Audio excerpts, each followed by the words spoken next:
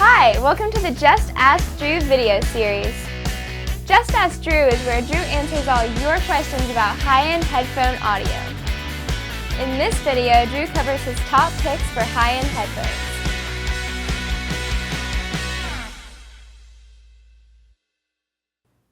Hi, I'm Drew Baird from Moon Audio, and today I'd like to talk to you about high-end headphones, particularly headphones that are in the over $1,000 category, with a couple of exceptions. My first and probably most favorite headphone at the moment is the Fostex TH900. Fostex is out of Japan, and if you'll notice, there's a very good similarity to the last set of Denon headphone series, the D2000, D5000, and D7000. That's because Fostex's parent company, Foster, is actually the designer behind all of those headphones and the manufacturer. Why do I like this headphone?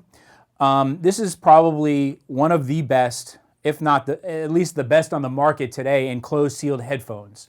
I'd say the best ever sealed headphone was probably the Sony R10. Unfortunately, it's no longer available, and you have to pay a pretty penny to get yourself a set of those now. You can only buy them on the used market, and they typically go for around $8,000, which is pretty expensive. The Fostex started out at $1995, and after trying to compete with the rest of the world, that is the United States, in pricing, Fostex decided to drop the price in the US to match that around the world. It's now priced at a very competitive $14.99. And at that price point, it's a steal for the sound quality. The Fostex is a very linear headphone from top to bottom. Unlike its predecessors, we'll call them, from Denon, which tend to have a little bit of a recessed mid-range and sometimes overly bloomed bottom-end weight to them. The Fostex is very linear from high frequencies all the way down to bass frequencies. Very clear, not an analytical sound, a very natural and neutral sounding headphone, which is why I like it. It's a very easy to drive headphone. You could, if you're crazy enough to wear a $1,500 pair of headphones portably, could use them as a portable system. They're very easy to drive. They've got a low impedance, and I'd say that they're not very picky about which amplifier you use them with. I haven't really had much issues with an amplifier I didn't like these with, so no worries in that department. My next favorite headphone is the LCD3 by Odyssey. It's unlike the Fostex in that the Fostex uses a dynamic driver. This uses a planar magnetic driver. It's a very different technology, and to go into the nuances of driver technology would take a little more time, and we're not going to do that in this video. But what I will say about this headphone is that it's an open back design. Like the Fostex, it isn't that difficult to drive. However, I have found with more powerful headphone amps, there is a definite improvement in sonic signature. This headphone tends to be a little bit more on the warmer pace than the Fostex. It's got a huge bottom end. I wouldn't say bloated. It's just very big and very pronounced. A fantastic headphone if you're into electronica or other things where you really want to hear a lot of bass. Whereas the Fostex, I would think to use it more as a reference headphone, even studio mastering, etc., because of its lack of coloration, if you will. The LCD3 has a little bit of coloration. It's on the warm side. The top end is a little rolled off, if you will. It's smooth. It's a very full-bodied, warm-sounding headphone. For this LCD3, my preference is the Silver Dragon V3. This headphone tends to be on the warm side. It's got a big bottom end. It's a little rolled off, if you will, on the top end. And the Silver Dragon does the best job of tightening up that bottom end, adding sparkle and detail to the top end. By no means does it make this headphone bright because it is such, I'd say, a lush and laid-back headphone. Whereas with the Fostex, because of its neutrality, really all three of our cables can be used with it, depending on the different direction you want to take it in. My preference is to use the Silver Dragon on it because I tend to listen to jazz, blues, and when I listen to electronic and whatnot, I tend to go to the LCD3s. But folks that want to add more bottom end weight to the Fostex, I'd recommend the Black Dragon. And if you just want to add some more detail and clarity, then go with the more natural neutral Blue Dragon. Especially if you're going to do some recording and mastering. Next on my list of favorite headphones is the HD800 by Sennheiser. This, like the Fostex, uses a dynamic driver, and it's got an interesting sound in that, and we'll talk about this type of headphone later on. It sounds very much like an electrostatic headphone, but it uses a dynamic driver instead. Electrostatic headphones tend to be very light on their feet, very fast and transparent. Well, Sennheiser has captured that sort of same signature with the HD800. It's a very fast detail and sometimes can be considered a little bit too analytical. So which cable do I use with the Sennheiser?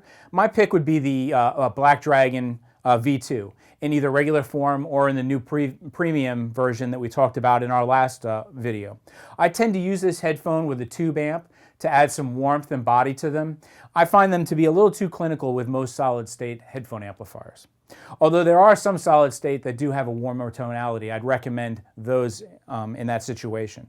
But it really comes down to personal preference of what you're listening to and what your ears can hear.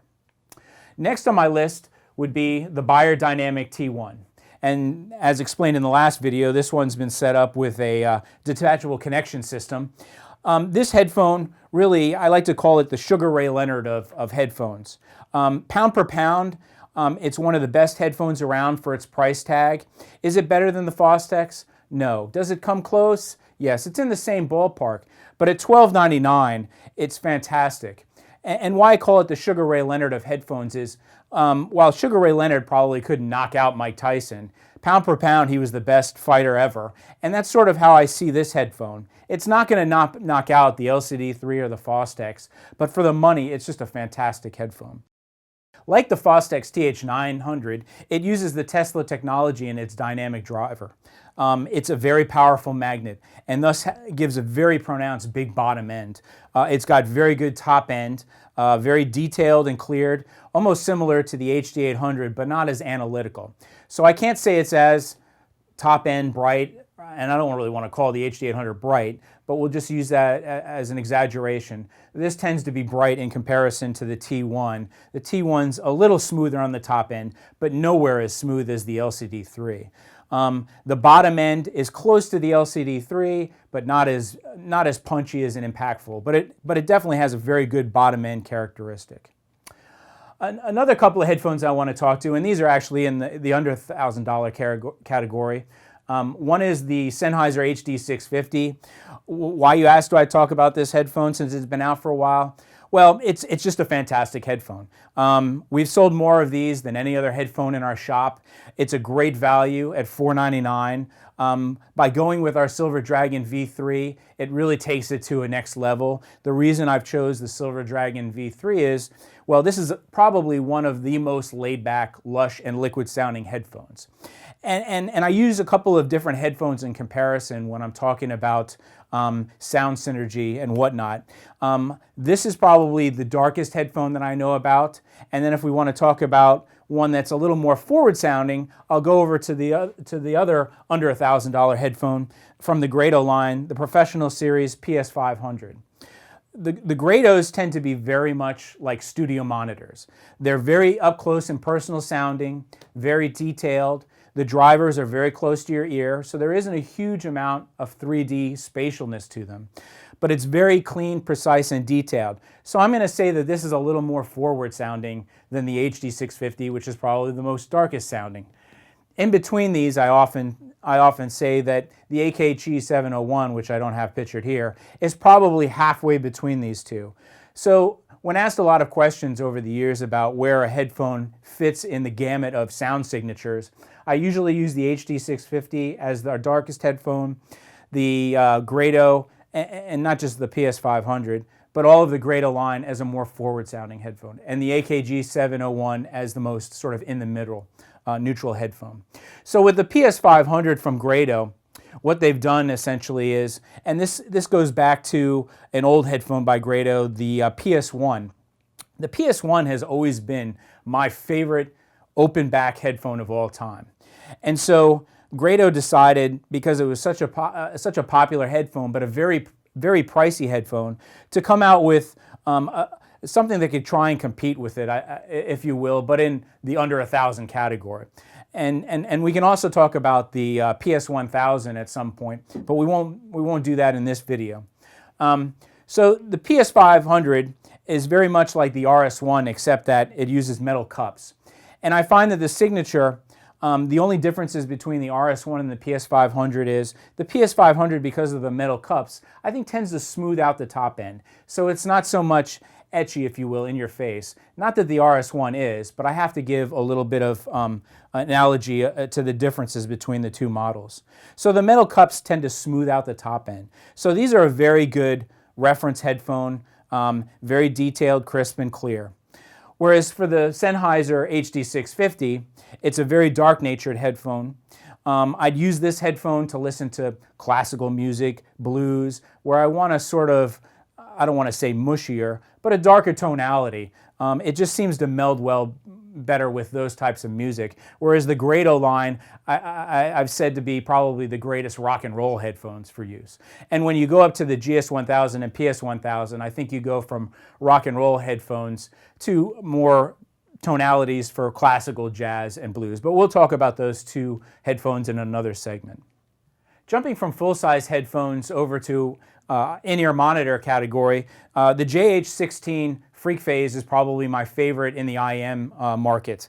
I don't do well with universal fit IEMs. They tend to put a lot of pressure on my eardrums, and so customs tend to be my favorite. I've also got a set of the 13 Pros, and I often get asked what are the differences between the two. Well, the 13 tends to be a more neutral sounding IEM. It's a little less flavorful, if you will. So if you're looking for a character that isn't a little top end heavy or a little bottom end heavy, then the 13 would be my pick, especially for doing reference recordings and whatnot. The JH16 tends to be a little more bass heavy, if you will. Not overly, but a very pronounced bottom end. I absolutely love these earphones. The benefit to custom IEMs over universals is that these are custom molded to fit your ear. In other words, nobody else can wear these. And the great thing about them is that you can do almost anything with them and they don't typically fall out of your ears like universals.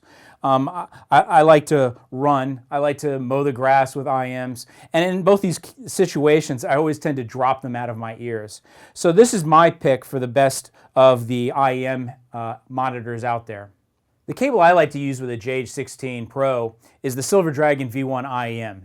I like a lot of detail and clarity and listen to a lot of different pieces of equipment and how things change based on the cables I use here in the lab. So it's very important that I hear all the nuances in my system. I'm a detail freak. I like to have a lot of top-end clarity. I want to hear all the instrumentation and the music. I want to hear the differences between the guy over to the right and the other guy over to the left. And it's important to have that transparency and clarity in the listening that I do. So the Silver Dragon is my pick for this headphone. With the JH13, I would probably go with either cable, the Silver Dragon or the Black Dragon V1 IEM, because of its neutrality, depending on what sort of signature you want in the end result. If you want a warmer, full body sound, then I would go with the Black Dragon. If you want detail and clarity, I'm a detail freak. The Silver Dragon is the pick for me for both of these IEMs. Last on my list of top headphone picks in the high-end category is a new product on the market from King Sound. This is the HH1. This is an electrostatic headphone that I alluded to earlier when I was talking about the HD800 from Sennheiser. Electrostatic headphones tend to be very light on their feet sounding, very fast, transparent. And really, I'm going to say for the first time, this electrostatic headphone has a lot of bottom end weight to it. Most electrostatic headphones tend to sound a little thin on the bottom end until you get into the really high priced pieces, sort of like the Stax 009, which has a beautiful bottom end to it, and is probably one of the best headphones on the planet, if not the best. So King Sound has come out with a electrostatic headphone and two electrostatic headphone amps. The reason I'm showing these two electrostatic headphone amps with the headphone is because electrostatic headphones require a bias voltage. What is a bias voltage? This is an electrical voltage that charges essentially the drivers and gets them basically excited to play audible music. So you cannot use an electrostatic headphone with a conventional headphone amp because you need this bias charge to drive them. This is the M20 electrostatic tube amplifier from King Sound, and this is the M10 solid state electrostatic headphone amp from King Sound. They've come out with two different amps for two different price points. And what's so exciting about this headphone is that price point. To get the electrostatic headphone amp M10 and the HH1 electrostatic headphone, you're looking at $1,000. This is an insane price for the amount of performance that you get out of this headphone. And if you step up to the M20 tube setup, then you're looking at $2,000. The reason to go with the tube amp versus the solid state amp is if you want a little more musicality and warmth to the sound, because the electrostatic tends to be a little bit on the forward sound. I always tend to use tube amps with my electrostatic headphones for that particular reason. I find that the voltage characteristics of a tube amp work a lot better with the electrostatic as well. So to summarize it, the King Sound is probably my pick for the best bang for the buck headphone on the market right now. And my two favorites in the open and closed back design category are the Fostex TH900 and the Odyssey LCD3s. So if you have any questions, please visit us at our blog, moon-audio.com/JustAskDrew, or give us a post on our Facebook page and let us know what your top contenders are for picks in the best headphone category at any price level.